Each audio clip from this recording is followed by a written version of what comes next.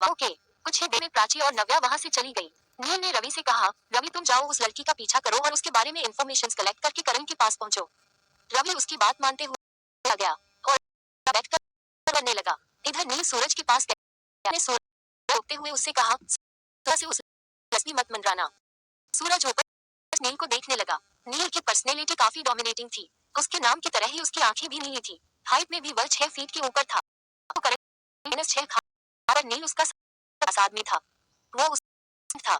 सूरज ने अपने चश्मे को ठीक करते हुए कहा, क्या तुम्हें भी वो पसंद है? तुमने अब है। तुम देखना कल वो मुझे पक्का हाँ।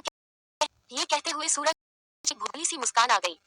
नील ने अपनी बड़ी आंखों में कहा, अपनी तो उस लड़की से दूर रहो वरना। सूरज उसकी बाही काटते हुए बहुत ही बोला, वरना तुम। मैं तुमसे डरता नहीं हूँ। तुम देख लेना कल मेरी जाएगी। जब वह मेरी तब कॉलेज की सभी लड़ेंगे। नील फोन की दूसरी तरफ से कर कहा। हालांकि फोन को नील ने काटा हुआ था, पर करण इतनी जोर से चिल्लाया कि नील को क्या सूरज तक को उसकी आवाज सुना। नील ने तुरंत फोन को अपने कान पर लगाया। नील ने कहा, करण बोलो, वो लड़के लायक नहीं है। इस लड़के को मैं चाहता हूँ। गर्लफ्रेंड बनाने का सपना है। मेरे पास लाओ। गुस्ताखी के साथ इतना गुस्से में कॉल कट कर दिया। कॉल कट होते ही नील ने सूरज की तरफ एक शैतानी मुस्कान के साथ देखते हुए कहा, मैंने तुझे वार्निंग दी थी न उस लड़की से दूर रहने के लिए, पर तूने नहीं मानी। अब चल मेरे साथ। नील ने सूरज का कॉलर और उसे अपनी कार की तरफ घसीटने लगा। कहाँ ले जा रहे हो मुझे? छोड़ो, सूरज ने थोड़ा घबराते हुए कहा। वो नील की पकड़ से खुद की कोशिश कर रहा था।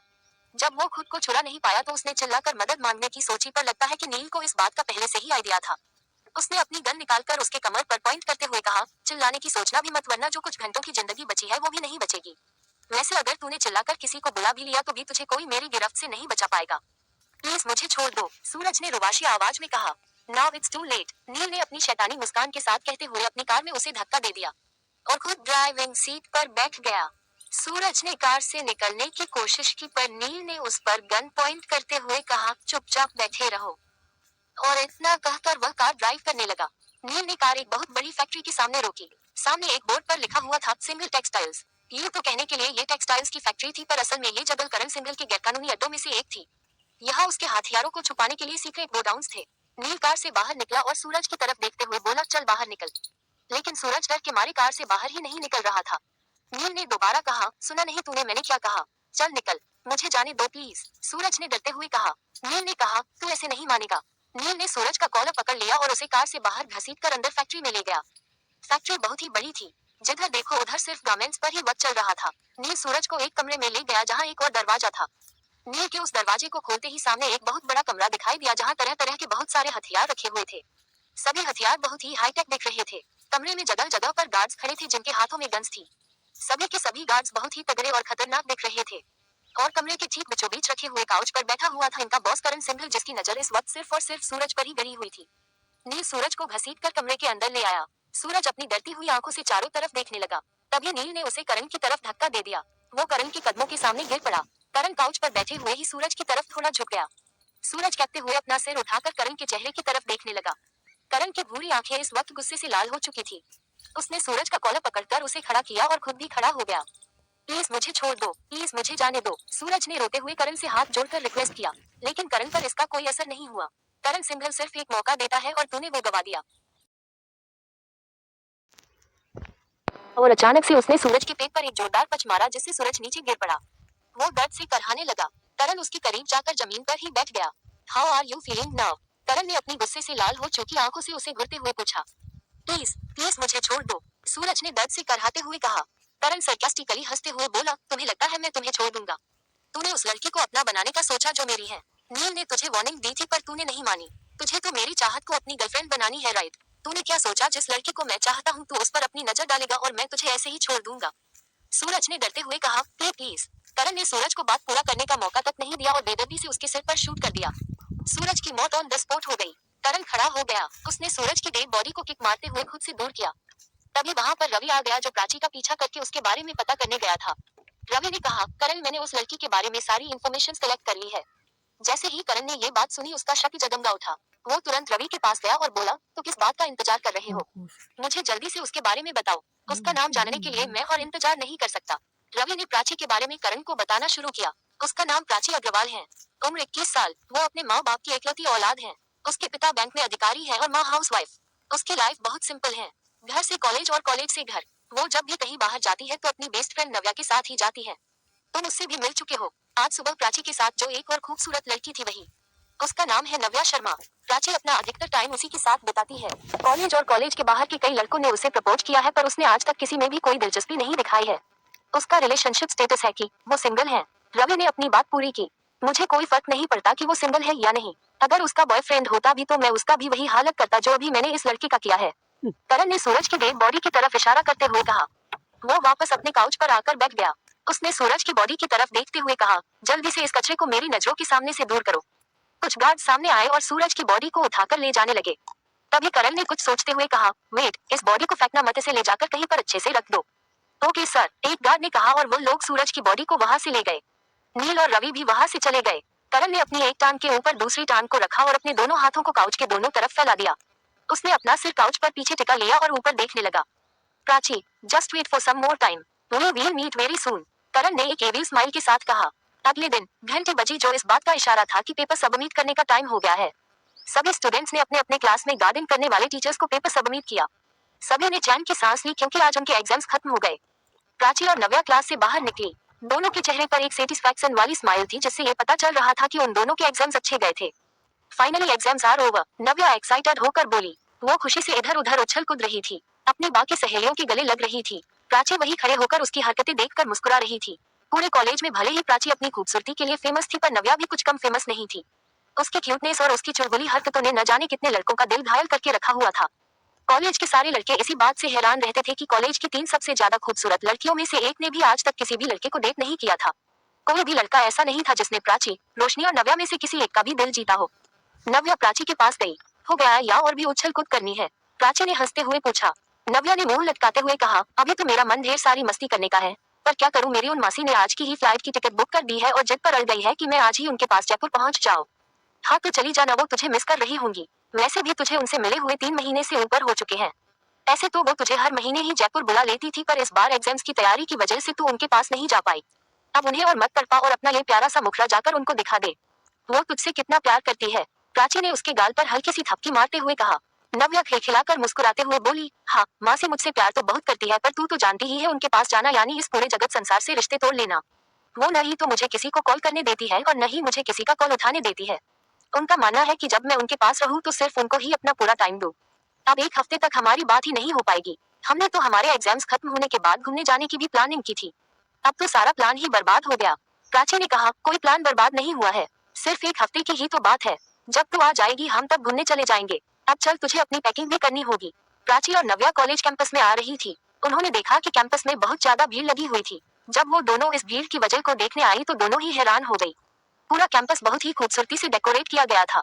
नव्या ने चाहते हुए कहा, अरे यार, हमारे प्रिंसिपल हमसे इतने परेशान हो गए थे क्या जो हमारे कॉलेज से निकलने की खुशी में पूरे कैंपस को ही सजा डाला है। प्राची कुछ नहीं बोली, वो सारे डेकोरेशन को ध्यान से देख रही थी। वो मन ही मन अपने आप से कहने लगी, ये सब कुछ अजीब है। यहाँ जितने भी फ्लावर्स सजाए गए हैं सभी के सभी मेरे पसंदीदा फ्लावर्स में से एक है। प्राची अपने कदमों को उन सजाए गए फ्लावर्स की तरफ बढ़ाने लगी। तू कहाँ जा रही है? नव्या ने प्राची से पूछा पर उसने कोई जवाब नहीं दिया। वो एक एक करके उन सारे फ्लावर्स की तरफ देखने लगी। उसने मन ही मन कहा, हाउ इज इट पॉसिबल? बाकी सारे फ्लावर्स के लिए मैं फिर भी मान लूं कि ये कोइंसिडेंस हो सकता है पर white रोसेस, purple lavender, white lavender, ये सब एक साथ यहाँ पर है, क्या ये सिर्फ एक कोइंसिडेंस है?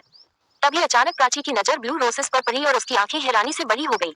उसने मन में ही कहा, नो वे, ब्लू रोसेस, ये तो एक्सपेंसिव और रेयर रोज है। इतना खर्च हमारा कॉलेज बिना किसी फंक्शन के नहीं कर सकता। और जो भी मेरे बारे में जानता है उसे पता है कि मेरे अंदर ब्लू रोज के लिए कितना पागलपन है। नाउ आई एम श्योर ये कोई कोइंसिडेंस नहीं है, किसी ने ये मेरे लिए किया है। इससे पहले कि यहाँ कोई तमाशा हो मुझे नव्या को लेकर यहाँ से निकलना होगा। प्राची नव्या के पास जाने के लिए अभी पीछे मुड़ी ही थी कि तभी किसी ने माइक पर उसका नाम पुकारा। Prachi, my love. प्राची अचानक अपना नाम सुनकर चौंक गई। उसने बिना पीछे मुड़े उस आवाज को पहचानने की कोशिश की। This song is for you, दोबारा उसी शख्स ने कहा। जब प्राची उस शख्स की आवाज नहीं पहचान पाई तब वो उस शख्स को देखने के लिए मुड़ी। जैसे ही प्राची ने उस शख्स की शक्ल देखी वो शॉक रह गई। जब से उसने उस शख्स के बारे में जाना था तब से वो उसे चाहकर भी भूला नहीं पा रही थी। उसके होठों से धीमी आवाज में सिर्फ 2 ही शब्द निकले, करण सिंघल। करण को कॉलेज में देखकर और खास करके वो जो कर रहा था उसे देखकर सभी स्टूडेंट्स बहुत ही हैरान रह गए थे। नव्या ने प्राची की तरफ जाने का सोचा, लेकिन इससे पहले कि वो अपने कदम बढ़ा पाती, अचानक से बहुत सारे हटे कट्टे गार्ड्स आकर स्टूडेंट्स के सामने खड़े हो गए ताकि कोई भी प्राची की तरफ न बढ़ पाए। उन गार्ड्स के हाथों में गन्स देखकर किसी भी स्टूडेंट ने हिलने की भी कोशिश नहीं की। प्राची तो जहाँ खड़ी थी वहीं पर जम चुकी थी। जब से उसे पता चला था कि करण सिंघल कौन है, वो उससे डरने लगी थी।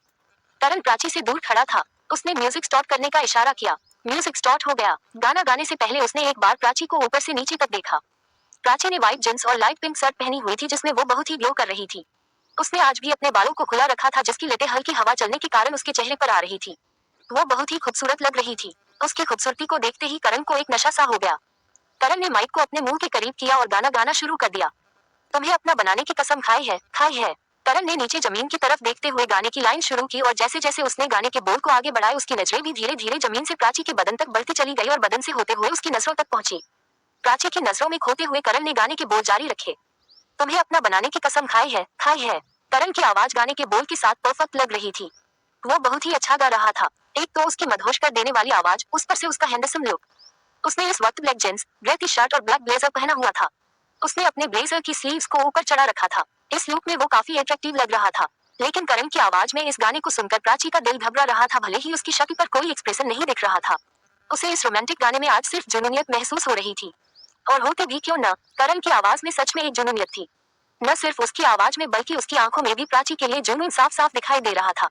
उसने गाने के अगले भाग को गाते हुए अपने कदमों को प्राची की तरफ बढ़ाना शुरू किया। मोहब्बत क्या है मैं सबको बता दूंगा। मोहब्बत क्या है मैं सबको बता दूंगा। जमाने को तेरे आगे झुका दूंगा।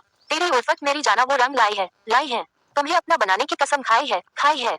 गाना गाते गाते करण प्राची के करीब आ चुका था। उसने प्राची के होठों पर नजर डाली। जैसे ही उसके होठों पर करण की नजर पड़ी उसने सहम कर अपने कदमों को थोड़ा पीछे की तरफ कर लिया। ये देखकर करण के होठों पर एक महीन मुस्कान आ गई। उसने प्राची के होठों को देखते हुए आगे का गाना गाया। तेरे होठों से मैं शबनम चुराऊंगा। तेरे होठों से मैं शबनम चुराऊंगा। तेरे आंचल तले जीवन बिताऊंगा। प्राची को अपने ऊपर करण की नजरें बर्दाश्त नहीं हो रही थी। वो वहां से जाने के लिए पीछे मुड़ी, लेकिन इससे पहले कि वो वहां से जा पाती करण ने उसका हाथ पकड़ लिया। प्राची ने उसकी तरफ देखा। करण जो अभी प्राची की कलाई की तरफ देख रहा था, उसने गाने को आगे गाते हुए जुनूनियत से प्राची की नजरों में देखा। मेरे नस नस में तू बनके लहू समाई है, समाई है। मेरे नस नस में तू बनके लहू समाई है, समाई है। तुम्हें अपना बनाने की कसम खाई है, खाई है। प्राची अपनी कलाई छुड़ाने की कोशिश कर रही थी, पर करण गाना गाते हुए भी उसकी कलाई नहीं छोड़ रहा था। Leave my hand. प्राची अपना हाथ झटकाते हुए गुस्से से चिल्लाई। म्यूजिक को रोक दिया गया। करण ने गाना गाना बंद कर दिया। करण को प्राची गुस्से में और भी ज्यादा खूबसूरत लग रही थी। वो अभी भी प्राची का हाथ नहीं छोड़ रहा था। कॉलेज के अधिकतर स्टूडेंट्स करण के गाने की आवाज सुनकर कैंपस में इकट्ठे हो चुके थे। यहाँ तक कि कॉलेज के प्रिंसिपल भी बाहर आ चुके थे। लेकिन करण सिंघल को कॉलेज में देखकर वो न चाहते हुए भी खामोशी से अपने ऑफिस में वापस चले गए। उन्हें पता था कि अब यहाँ जो भी होगा उसमें वो कुछ भी नहीं कर पाएंगे। वो पुलिस को भी नहीं बुला सकती थी क्योंकि वे लोग भी करण सिंघल से डरते थे। सभी स्टूडेंट्स अपने सामने के नजारे को देखकर भौचक्का रह गए थे। कितनों का तो मन भी हुआ कि इस इंटरेस्टिंग तमाशे का वीडियो रिकॉर्ड करके अपलोड कर दे।